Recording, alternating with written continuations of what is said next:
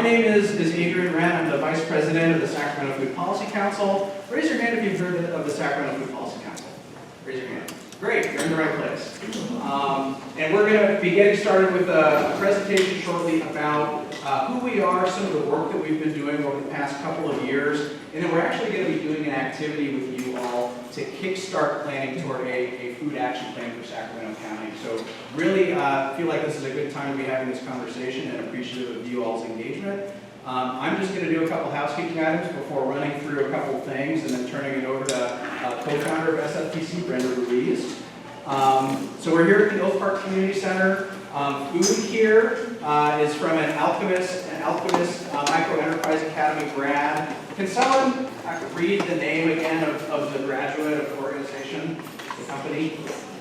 It is Kitchen Sink Foodie. I just forgot. Kitchen Sink Foodie. They're super cool. Hey, Sean, come on in. Awesome organization that again went through that wonderful Alchemist food business incubator programs. So they provided food for tonight. Restrooms are just right out this door to your left. And then there's water, drinking fountains right next to the restrooms. There are cups over there. So feel free to get up at any time, use the restroom, and get water if you need it. Okay? So with that, let's get started into our presentation. I will be using our slide focus. So just wanted to begin with a brief land acknowledgement. I'm going to read this out loud. This is from our food system assessment report that again we'll be releasing to the public next month. The Sacramento region is located on stolen and unceded lands of the Issana and Plains Miwok peoples. Further, the United States of America relied on the stolen labor of an estimated 450,000 kidnapped and enslaved Africans. This is our inheritance. To begin to imagine a more just future, we must take responsibility for the past, avoid repeating our ancestors' mistakes while learning from their triumphs, celebrate resistance, and condemn oppression. In the context of this assessment, it is important to recognize the many ways in which this legacy impacts food systems today.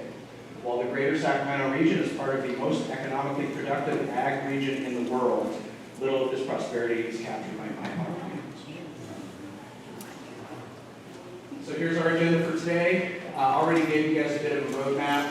We're going to recap some of the work. Thanks, Brenda. We're going to hear from our friends at the Sacramento County Department of Public Health about how this action plan is going to fit into some of the work that they are already planning on doing through the end of this year.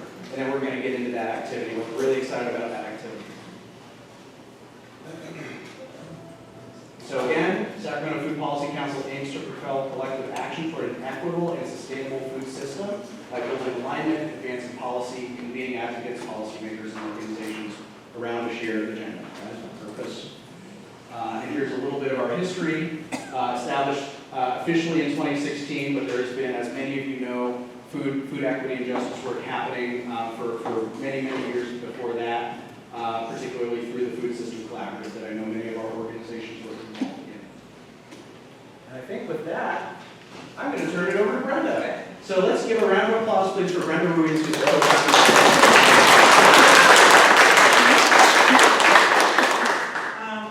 So there's a lot of information. There'll be time for some questions.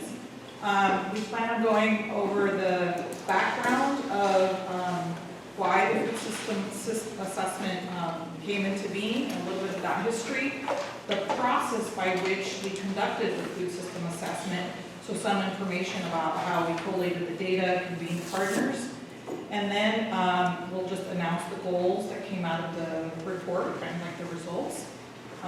So there's a lot of information. There'll be time for some questions. There's a quick click through of slides, and I won't read them all.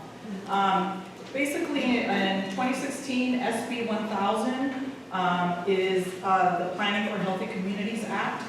For the first time ever, we saw food access as a requirement in land use and county planning.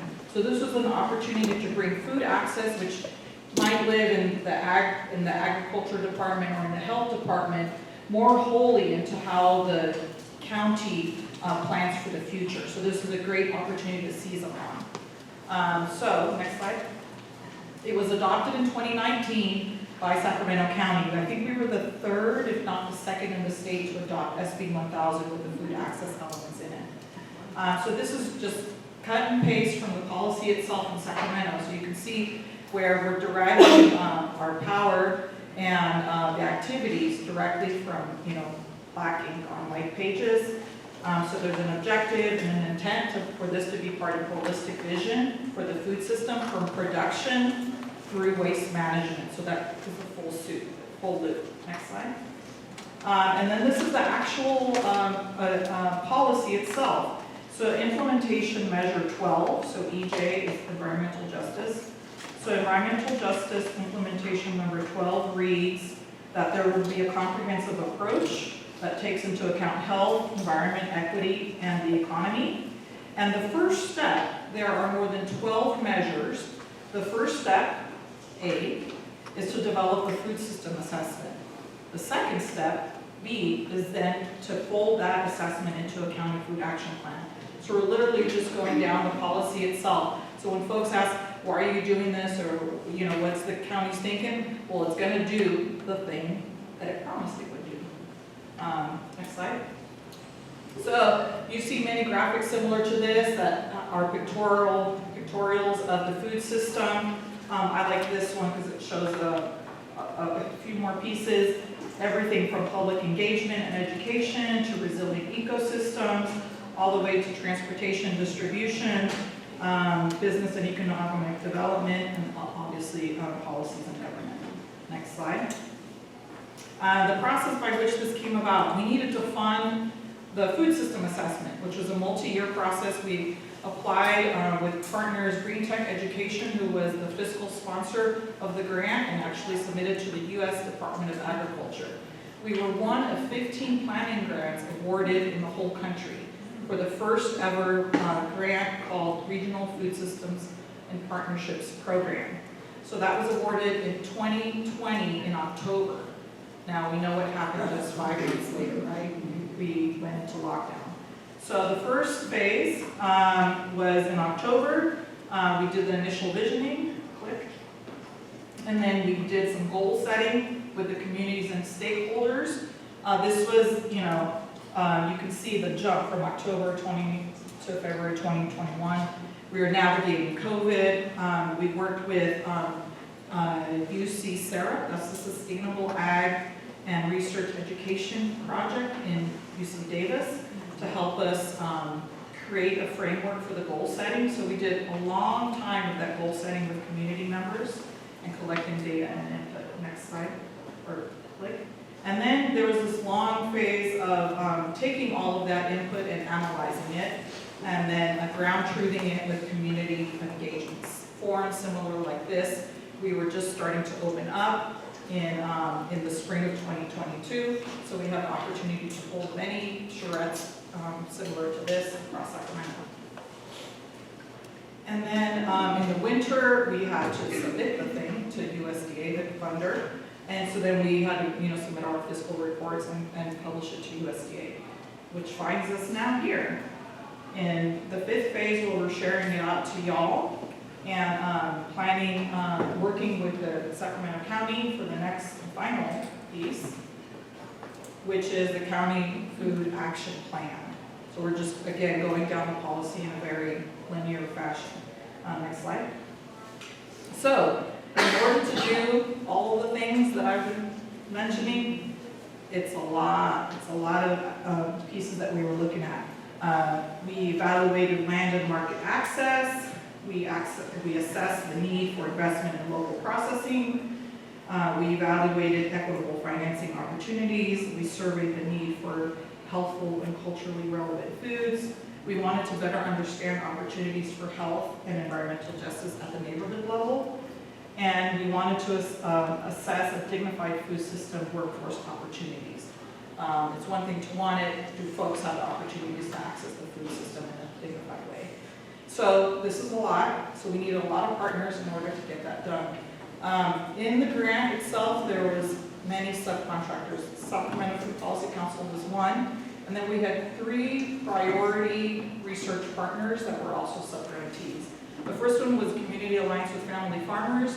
They engaged farmers and BIPOC farmers as well as the urban agriculture space, assessing their opportunities, their barriers, their challenges in entering into farming in Sacramento County. Our next partner was Lunch Assist. Lunch Assist works directly with food service directors from school districts. Sacramento County has 15 school districts. El Grove Unified, they serve more than 60,000 meals per day. Sac City, we've heard great news, and all the awesome partners in the room that are doing so much work in that arena. The Lunch Assist work with the food service directors to really have a safe space for them to talk about their challenges, the opportunities, and the things they really hope to develop over time, kind of in their cohort. They also analyze the farm to school survey. So USDA distributes the survey to every single school lunch program in the country once every 5 years. So they analyze the data for Sacramento County, work with the school districts to look at their purchasing policies, what's local food, next one. And then our final one was Restaurant Opportunities Centers United. They did a labor analysis. They looked at the Bureau of Labor Statistics in all of the food sectors, and they looked at the community survey, American Community Survey, as well as the most recent census data.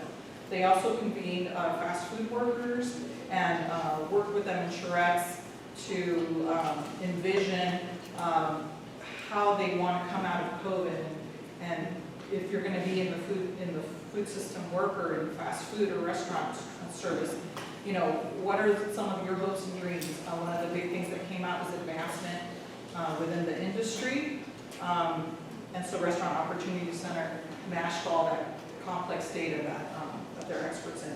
Our partners, obviously, the Sacramento County Public Health, and their California.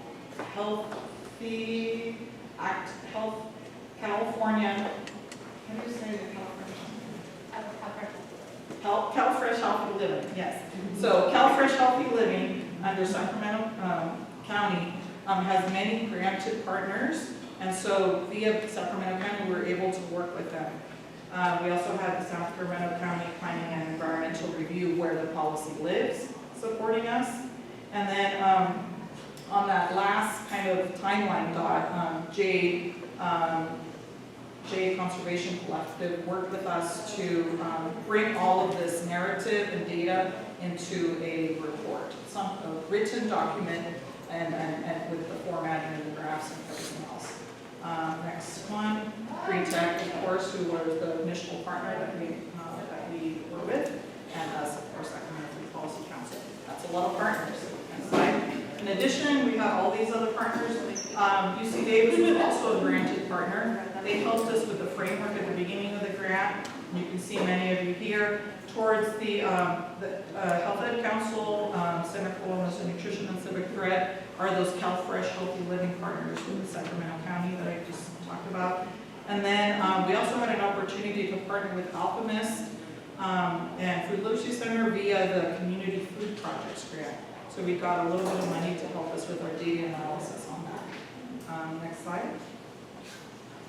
There was also lots of convening partners.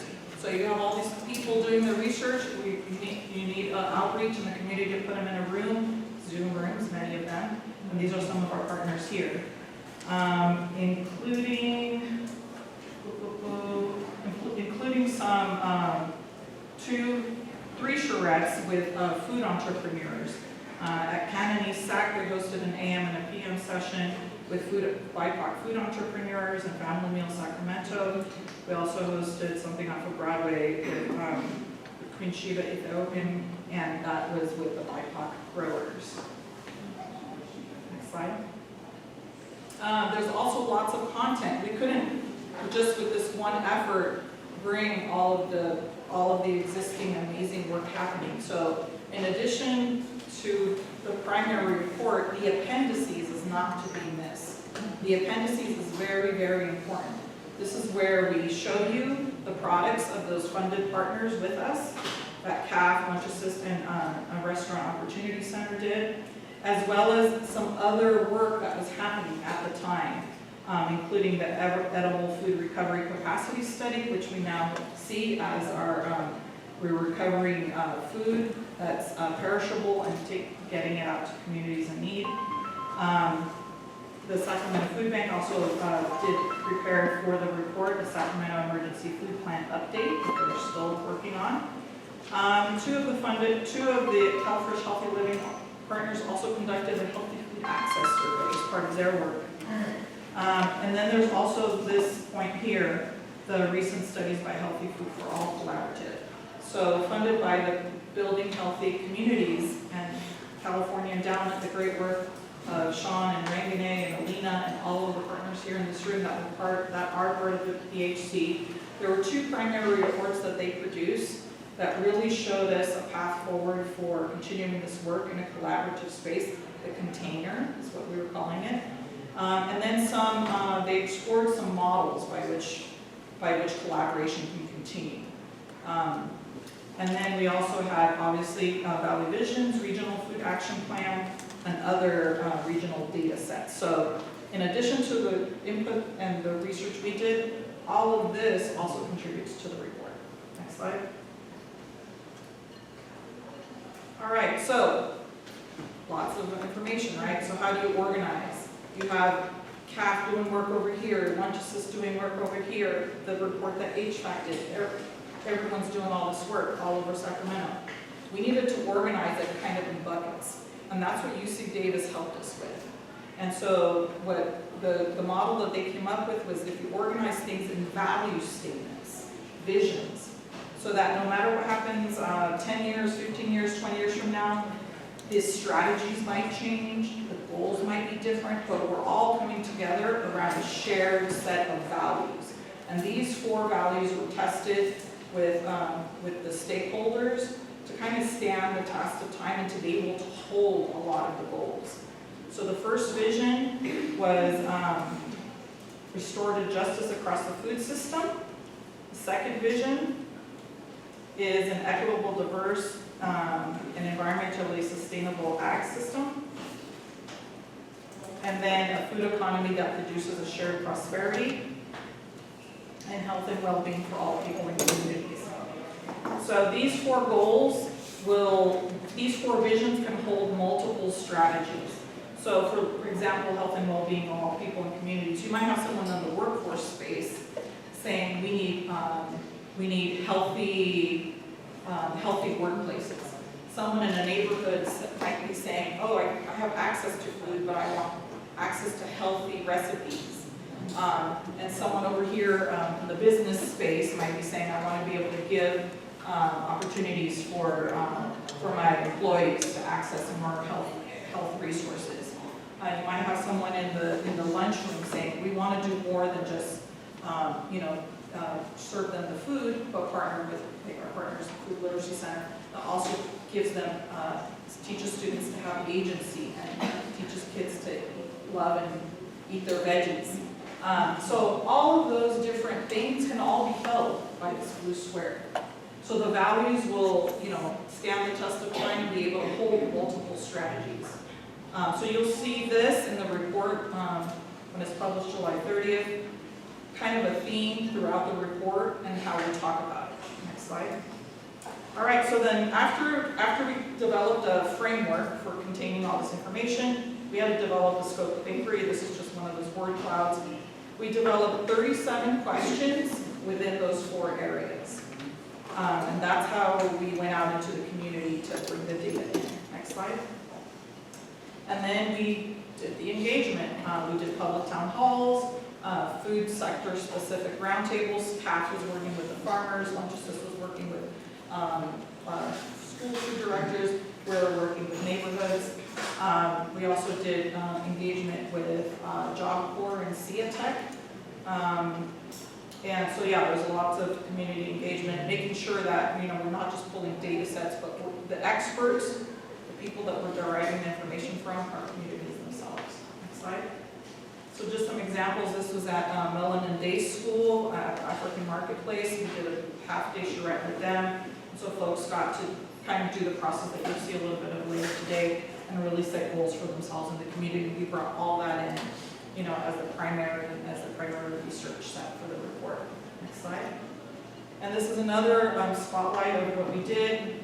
here we are in the art and arcade area of Sacramento. We did extensive outreach with Afghan mothers, with the Great Health Education Council. They had the staff and capacity to hold the charrettes in the language, and then they were able to identify their goals. Here we are in the park. The first charrette, we had more than 200 people. All right, so we always try to pair these engagements with education and resources. So we come into a space and there'd be multiple partners in the room providing resources for the attendees. Next slide. All right, so here we go. Ta-da. All right, so I'm going to go through the 7 goals.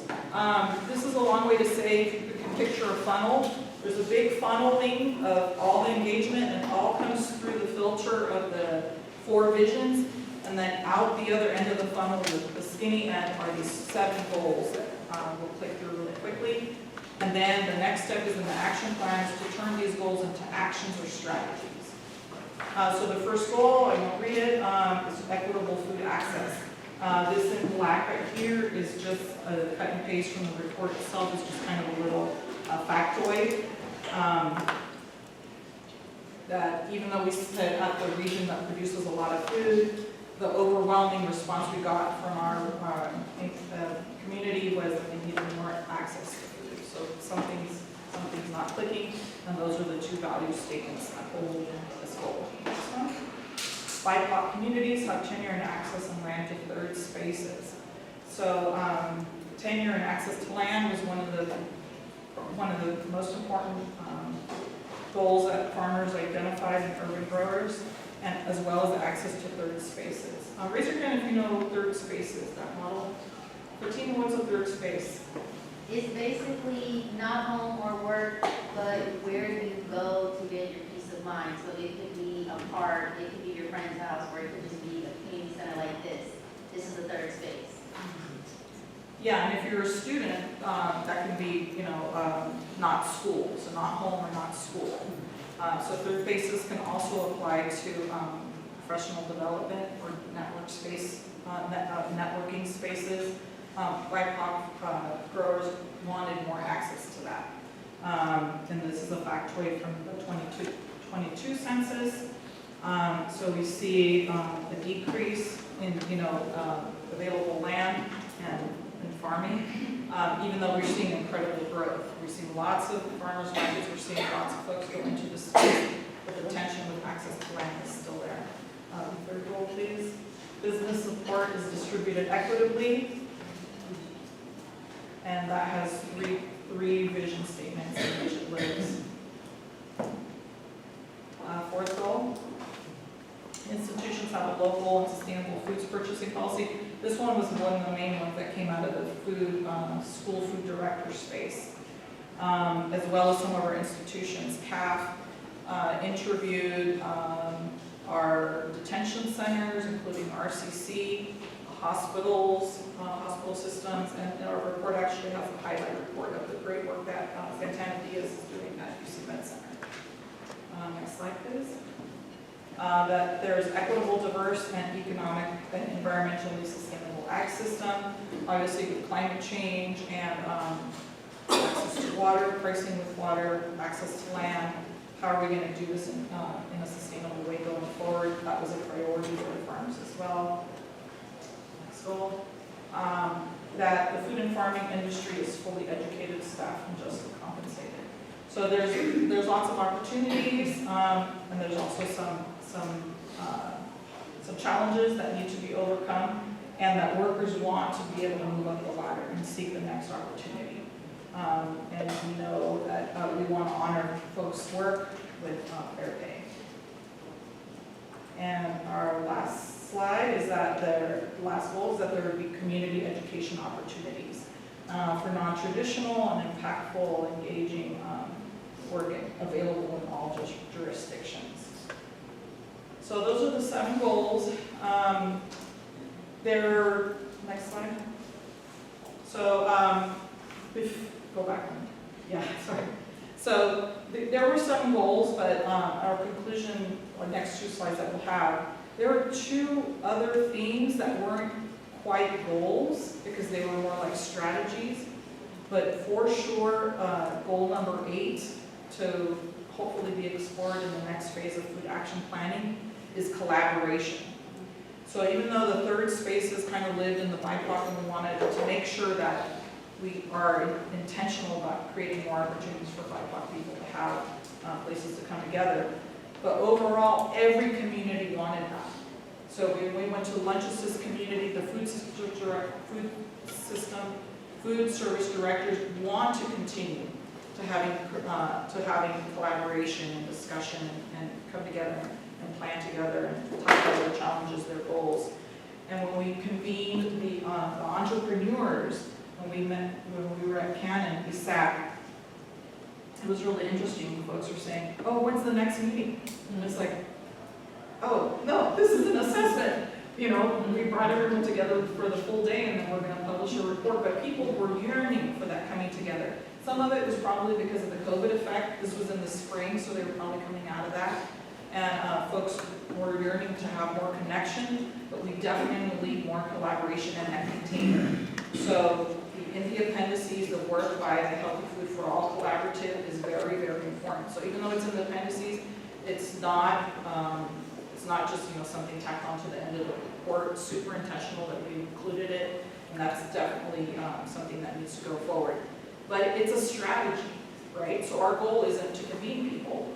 Our goal is to advance these themes, and a strategy would be to have collaborative spaces. The number 9 goal would be education and more synergies with climate resilience.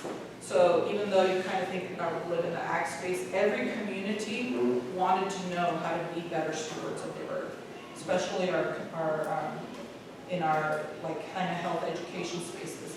The next generation has it right? So the little ones, they're the ones that are going to help us in the next phase of being more responsible. So these are just some observations. It's a lot of kind of a word salad, but we would need to complete the assessment and go forward with the county food action plan, capitalize on our continuing research, develop support for continuing stakeholder collaboration and convenings, ding, ding, ding, organize and build community and stakeholder power. We want these visions, goals, strategies to be driven by communities themselves, not by think tank people. Next one, that we have equitable economic development. So we know during COVID, a lot of the investments were one-time dollars. And we have the jurisdictions all announcing that they're in a deficit. When you look at the tax rolls, there's lots of money. It's just how we work with government to spend it the way we'd like to see it. So we want to make sure that's equitable investment. We need to develop synergies with other plans happening in the county, as well as other regional strategies that are happening. SACOG, other jurisdictions are taking this on. Good example is SB 1383, that's the edible food waste recovery. We've shown what the region can do when they come together into a room. Let's put food systems into that mix. And then we need ongoing efforts for these goals and visions. And then the part that's happening in the food action plan is how are we going to measure these? So our report includes some measures, but it doesn't include everything, and a lot of this stuff is not measurable. It's not static. So then how are we going to hold ourselves accountable when we say we're going to have equitable economic investment and development for BIPOC communities? What's that measure? Do we measure it by dollars? Do we measure it by new businesses open? Do we measure it by acreage owned and held in tenure by BIPOC farmers? There isn't a measure, so in the food system assessment, we'll need to kind of identify those measure gaps and data gaps in the community, and then just go on to the next thing. EJ measure 12, go on to the next one. And next slide. All right. Questions before I hand it off? That was a lot of information. Probably past my time. I have a question. Yes. You talked a lot about the food system assessment in relation to Sacramento County. Are there any nuggets for the city of Sacramento to perhaps galvanize around? I'm just curious. There are a lot of the county and the region, but I'm just curious if there's any food for thought around policy that supports in this effort. That's a great strategy for one of these bullets for the jurisdiction. Galt, that's all farm workers down there. You know, I'm thinking this is the primary record down there with the residents at all. So, yeah, it's a challenge for all the jurisdictions to take it, to take up the baton. And I'll hand it over to Angela Gibson, who's been an amazing partner through all the years. Hi, Angela. Hi, everybody. Again, I'm Angela Gibson. I'm a senior health coordinator with Sacramento County Public Health. I oversee all of our education unit. I feel like I've talked to like a lot of people in this space over the past 9 years in the county and various roles. I wanted to talk tonight about our community health improvement plan. Excuse me. I'm going to preface this with, this is not my project or my slides. My colleague was sick today, so I'm presenting on behalf of him. So, apologies in advance. But our community health improvement plan, which I will call CHIP from here on out, is a 5-year action plan that's aimed to coordinate efforts and target resources to address the causes of health inequity in Sacramento County. The CHIP comes from our community health assessment, which is completed every 5 years, and this plan was derived from the data from that community health assessment that's, you know, released online and on paper and all that good stuff. So this came from community input and the health the health assessment that we did in the previous years. Next slide. And so, how does this fit in? One of the top priorities in the CHIP is food access. We identified 3 major goals that were community-led through listening sessions and engagements, and food access was one of those goals. The others were mental health and housing, which I don't think anyone in here would be surprised by. Other ancillary goals were leadership capacity, so that's like at the community level, engaging with residents to build their capacity for advocacy and policy work, and increase income.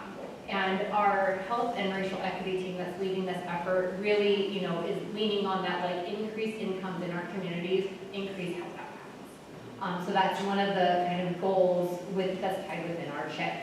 And so this is where we were like, okay, an opportunity for us to finally finish off the food action plan, because like many county plans and city plans, it's like, we're gonna do this. There's no money. Find some money, right? And so we, you know, Sacramento Policy Council was lucky to get that grant and really start and kick us off with the food system assessment. And now it's, how do we get this food action plan completed? The good thing with the CHIP is that our health systems and Patel AIM, all that, they're now required to put money towards county community health improvement plans. So that's given us a pot of funding to help push this forward for the first time in the 5 years that they said we have to do this. Next slide. So our CHIP, we are doing a mile deep, inch wide approach. So we're working at the census tract level. And you may recognize this, I think it's called the Fruit Ridge Finger. And we know this area has very poor health outcomes. It rates the lowest on our Healthy Places Index, and so that's why this was chosen. Also, interestingly, this is half city and half county. You literally walk across the street and you're like in a different jurisdiction. And so though the food action plan will be county-wide, we will be able to maybe prioritize some of those goals or really use some of the policy acceleration money that's part of the CHIP to do some of the food action plan, like within the census tract, to see what it looks like. And Fatima, to your point, this could be a good example of how, like, when we're working together at the city and county level, we can take county plans and help implement them in the city. And this would be like a perfect little nest, right, to start there and show how we can truly work together. Next slide. And then overall, this is just kind of the CHIP activities. You can see that the food action plan was kind of our like first priority because it had already started, whereas the mental health and housing, we're still working on those partnerships, getting those groups together and learning kind of the landscape and setting those priority goals. So we're starting with finalizing the food system assessment, and then public health advocates is our consultant for the larger CHIP. But they will be releasing an RFP to do the food action plan so that we can get a consultant to kind of finish that out for us. So again, that pot of funding will be going out probably later this year.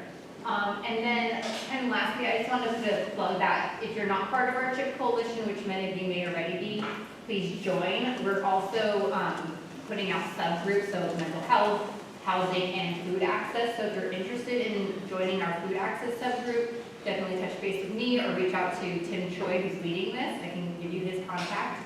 Our next Quick Coalition is happening on August 14th at 2 o'clock, and those are online.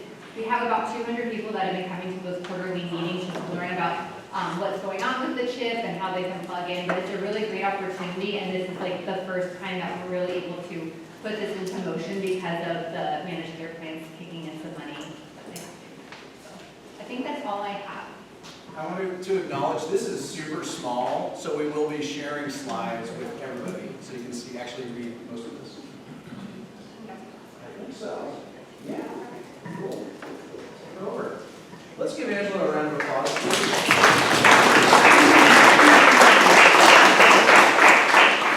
So, now comes the fun part. We're all going to be able to get up and actually engage with this great activity that we've put together. So as you can see, and I'm going to just turn the light on, there are several phone boards. There are 7 actually. Funny, we have 7 phone boards, we have 7 goals that we all just went over, right? So we have 7 phone boards around the room, goals 1 through 7. Each phone board is going to have a facilitator. Some of our partners at HEC, raise your hands if you guys are HEC facilitator. We have some friends from the Policy Council. We have Abayomi from Civic Thread who's going to help facilitate. And really what we're going to ask you guys to do is go to the boards representing those goals that you have expertise in or particular interest in, and put 1 of 2 stickies on the goal. And feel free to, of course, fill out the sticky in advance. Number 1, yellow, means it is a pie-in-the-sky idea. If you had unlimited capacity, if you had unlimited funding, what would you do related to BIPOC tenure and land access, right? Put it on the map, and if it corresponds to a neighborhood, all the better. That's why we have a map available, right? Maybe there's something that you would absolutely love to do, south of Belt Road related to that particular goal, right? And then the other color is green. So Brandon's holding up the green. Green means it's not pie in the sky. It's what's actually currently underway and has momentum. What's something, a project that you know about, maybe you're leading, that you really want to share, right? That's related to a particular goal. And so we'll want to make sure that we put those on the maps as well. So this is the activity we're doing. What's great about this activity is it gives us really tangible project ideas and program ideas to begin to build that food system, action plan that we've all just discussed. So are there any questions about the activity that we're all going to do? We're going to take about 30 minutes to do it, and then we're going to come back. Any questions? Okay. Go, yes? Could you just mention which one is which? Absolutely. Yes. So I think they're in order. Are they in order, guys? They're randomized. Perfect. Okay. Brenda, do you want to shout that one out? Yeah, over here in this upper right-hand corner, we have goal 1, which is equitable food access. Excellent. Over here is goal 2, BIPOC access to land. Over here we have goal 5, which is equitable, diverse, and environmentally sustainable ag system. That's probably more your climate focused one. Over here we have goal 4, institutions have a local and sustainable food purchasing policy, institutional procurement. Over here, conveniently located next to the food, this is going to be a good one. Goal 6, food and farming industry is fully educated, staffed, and justly compensated, so workforce focus. Goal 3, business support is distributed equitably. And finally, goal 7 is community education opportunities, non-traditional and traditional. So again, there's going to be facilitators at each goal. We're gonna put the stickies on the boards. If you have something that corresponds to like the whole county, just stick it on the side. All right, no problem there. And then we're going to come back, and then we're actually going to do another kind of debrief, all group debrief about what we discussed and how we move forward toward the action plan. Okay? Any questions? Okay. All right. Well, let's get to it. There's So pens on the facilitators, table, let's take our positions. Yeah, so before we transition to report outs, we're going to have our friend Amber, CEO and founder of the Food Literacy Center, by the way, give a brief announcement. So many of you know Jody Titherington, a presence highly missed in this room today. we are holding a fundraiser for her. She did make the hard decision to focus on her health and will not be able to return to work because she is still in recovery. So we are holding a fundraiser because she really needs help with expenses at the end of July at Food Literacy Center. And Adrian graciously offered to email the little flyer out to folks. You can also find it, I don't think it lives on our website yet, but There's an Eventbrite. yeah, there is an Eventbrite, so we'll share that out. It's like a $30 spaghetti supper, and the mayor's coming, so definitely would love to see as many community members come out and support joining as possible. Thank you, Amber. Good stuff. Okay, so we're going to do some super brief report outs, just from our facilitators about what they saw, and then we want to have a all-team discussion about, okay, so how do we want to collaborate? Think about this question. How do we want to collaborate to advance the food action plan? Okay? How do we want to collaborate to advance the food action plan? And we're going to go in reverse order, starting with goal number 7. Okay? So would you like to just give us 2 key themes that you identified from that? Thank you. So goal number 7 is community education opportunities for pie in the sky ideas. I saw a lot related to schools, so upkeeping school gardens and funding food literacy positions in the districts. For existing programs that are already going, I saw a lot of nutrition education workshops, cooking demos for families in different languages, and educating about food assistance programs. Perfect. Thank you for setting a good pace for us. Thank you. Brenda, go next. 30 seconds. All right. So we saw more training opportunities for farmers, and then some exciting things happening in the community. Center for Land-Based Learning, Alchemist Kitchen Incubators, Soil-Born Farms, as well as our school programs. There is a lot of interest in the Yellow Tub of Pie in the Sky to make sure workers of all different status types have access to fair wages and benefits. Brenda. What's our next goal over here? This is goal 4. So this was institutions have a local sustainable food purchasing policy, and we're seeing that some of our hospitals, Davis already has this starting or is evolving. And then a lot of things around percentages for grocery stores or schools to have local produce from local farmers or agriculture. So that was the main. Great. Thank you. Okay, Krista. By the way, Krista is a Sacramento Food Policy Council steering committee member. Woo. Yay. All right, so what's already happening is there's a lot of support for the really awesome urban and rural farmers in Sacramento. Many posters talking about how awesome they are, that we have the opportunity to go 2 miles away to buy locally produced food.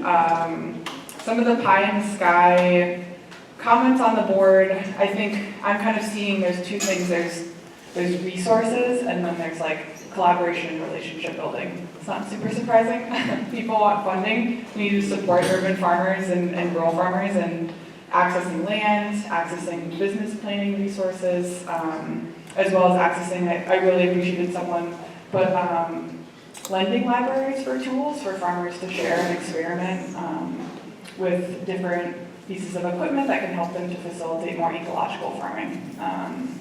And multiple post-its talking about more collaborative space for knowledge sharing. So I think that's really exciting and kind of is in the theme of these goals 8 and 9 of the food action plan. Thank you. Naomi. Okay.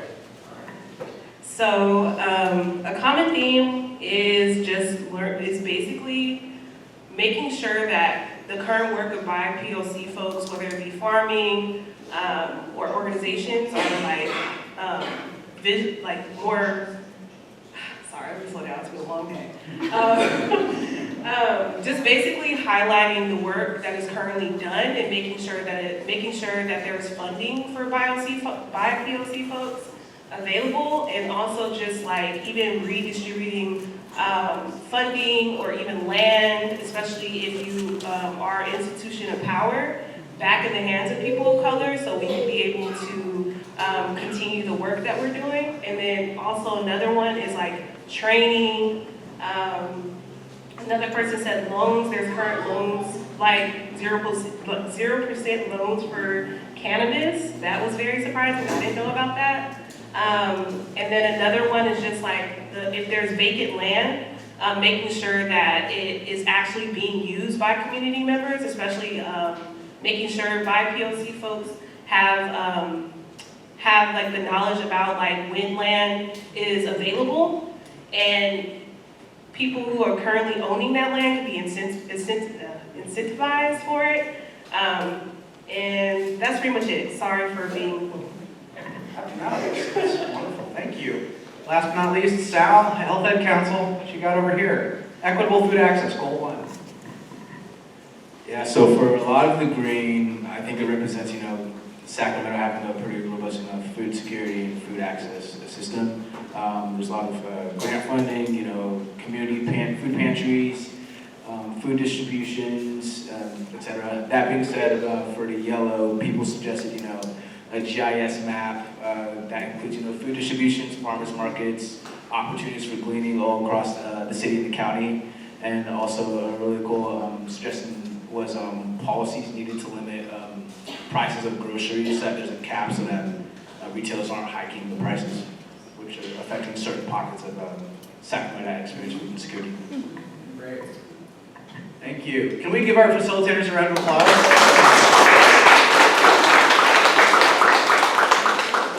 Who did I skip? Oh, that was the one without a facilitator. Actually, that was technically the one I think I was supposed to do. So this was business support is distributed equitably. So one thing I want to recognize is Amber went up to each and every board and put funding for every board. So really appreciate you elevating the importance of funding for that one. So again, this is business support.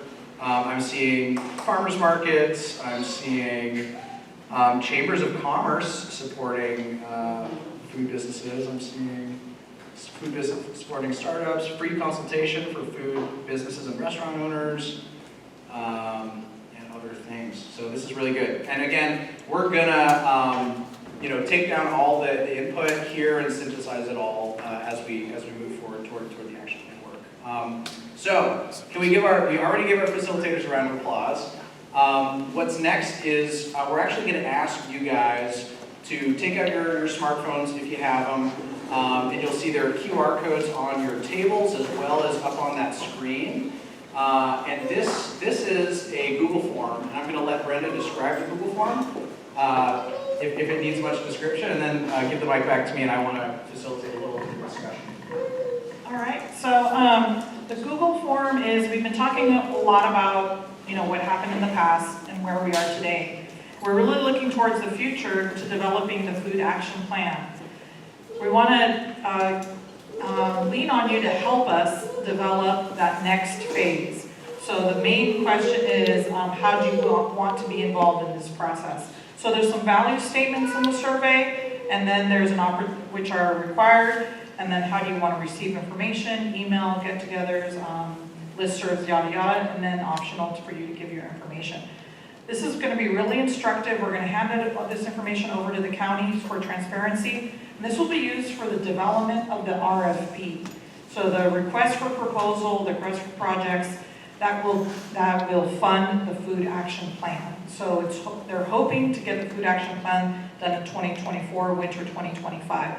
So it's a speed rail. It would be with PHA, public health advocates, kind of a sub of a sub. And so this process is going to give direction to that next RFP phase, so that we're not having to ramp up the whole machine again. This is a launch pad to the next phase. So again, we're leaning hard in those questions to our values for the first questions. So you can complete it now, but I also want to leverage this time to have some discussion. So Brenda talked about what's next, thinking about how we can collaborate as a group that many of whom have been working together for a really long time to advance this work. Apparently this food action plan needs to be done by December, so as I said, that is a tight timeline-ish. Oh, I see it. I see from the county kind of that. That's good to know. So appreciate that. But so what other thoughts and ideas and or questions do people have about kind of what's next? Yeah, go ahead. Yeah, I think what we're gonna do is we're gonna do 3 to 4 minutes of quiet time. So everyone answer the survey, and those questions will just pop things and populate thoughts.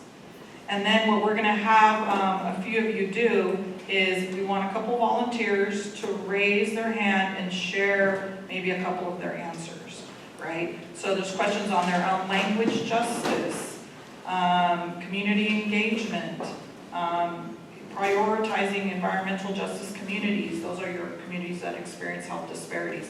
So this is just kind of a framework for it. There's also some questions on how you want to engage. So let's take 3-4 minutes of quiet time, and then we'll ask for some volunteers from each table to share their thoughts on how they answered and how they want to engage in this going forward. Does that make sense? Yeah. All right. Okay, I'll keep an eye out for hand raises. Set the timer. I'm going to set it for 3.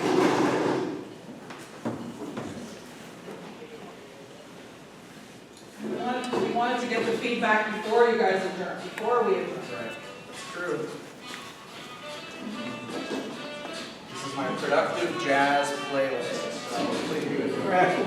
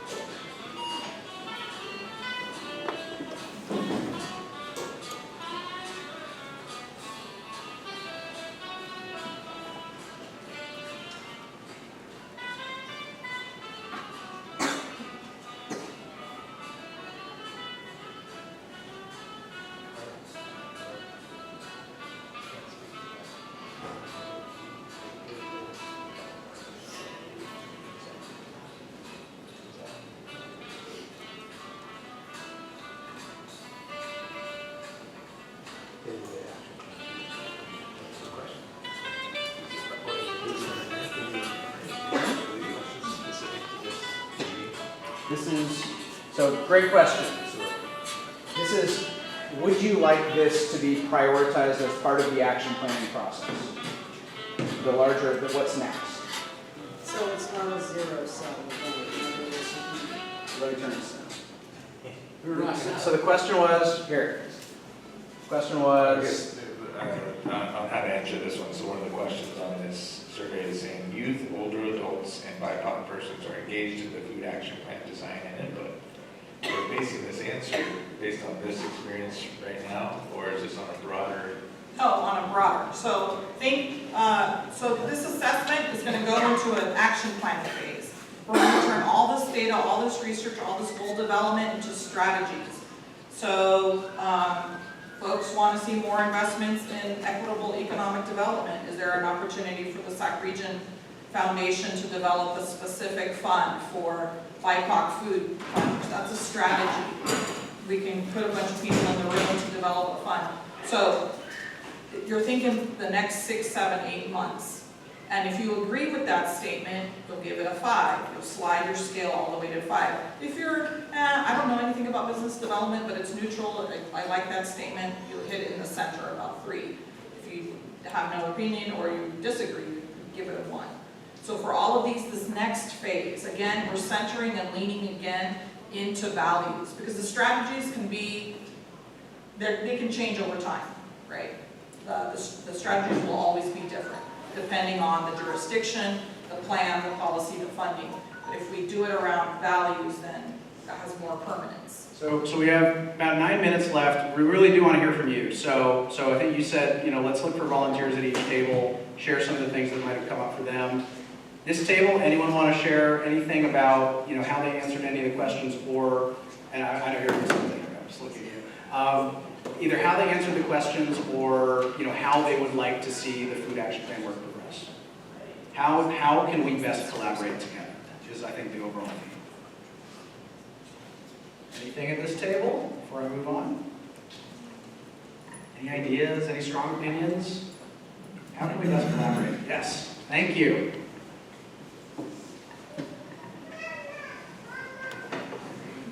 Hi, thank you. I would like to see more focus on providing access to healthy food for sick people, because I feel that people who are sick, a lot of them have food insecurity, and there's really not a focus on foods that are tailored for people, for example, with kidney disease or people with diabetes or hypertension. So I would like to see a focus on people who are sick and not just a generic kind of healthy food that works for everybody.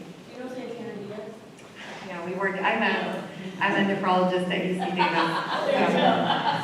We're trying. We're in the building and we're trying.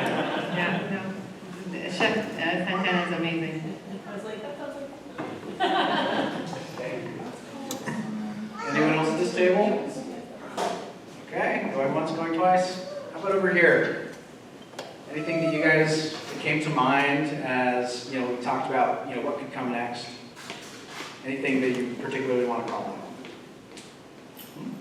That's okay. I'm way in the future. Okay. If you're way in the future, please tell us. Okay, so my name is Angel, and in addition to working for UC Davis Health, I am also a doula. And I went to a meeting earlier today for Sacramento maternal mental health, and we were talking about reducing stress and mental health for folks who have new children. And one of the things we talked about was food and teaching cooking classes and things of that nature. So, of course, in my mind, how can we collaborate and bring these two collaborations together to support folks who are having new babies and are lactating because they need special food as well, and access to healthier choices. Hi everyone, my name is Petra Vega. I'm here with Asian Resources Inc. We have 3 locations, but I'm stationed in location in Oak Park at our job center. Some of the ideas that I had thought of were like subsidies to hire either justice-involved individuals or youth or people that are unemployed and providing work-based opportunities in agriculture. Something that I notice a lot is that we have a lot of people coming into our job center in crisis and in the time of need when they don't have employment. And so I think maybe part of this program and this initiative can be like giving fresh produce to local community centers and job centers, because people realistically don't have money or the expenses or capability to buy fresh produce for themselves or their family. So that's an idea that I had. Thank you. Anything else? All right. We got some food system OGs over here at this table. Any ideas? Wow. Any specific thoughts that come to mind about these next steps with this food action plan? Anything that might come to mind as you fill out? See, Amber. I think we OGs are ponderers and probably are going to come back with deeper thoughts later, but I did want to make sure I said out loud that this was really awesome and really well put together, and just, so thrilled that you took it on. And everyone that participated, so I want to make sure I put that out loud. Thank you. Yes. I just have one comment, and it's just, I think I just want to remind myself and everybody here, less is more. Sometimes we end up trying to do a lot.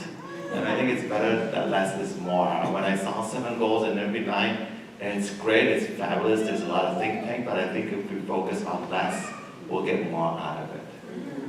Man, I really like that. I really like that. Thank you for that wisdom. Well, thank you all. Anything else that folks might have, sparked something? We let our mini grants, Mini grants. All right, briefly.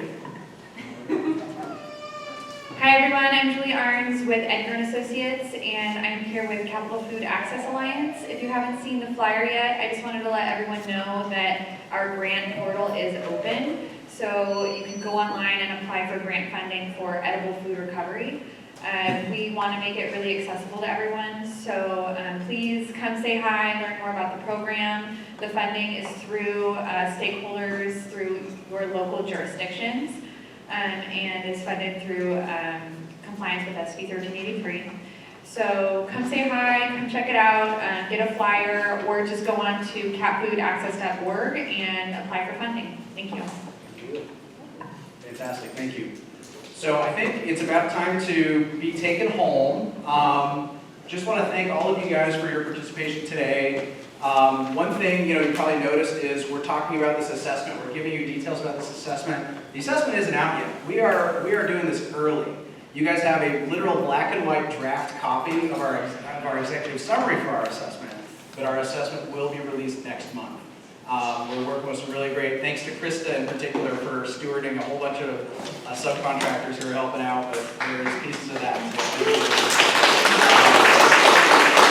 So we think this, considering the timeline, it's so important that we get folks together, get folks talking early, trying to share as much as possible with you guys to start thinking and start talking and ideating on what this next step could look like. But the actual big report that we're all looking forward to is still about a month away. Hopefully we get it out quicker than July 30th. That's an absolute blast. Go to our website.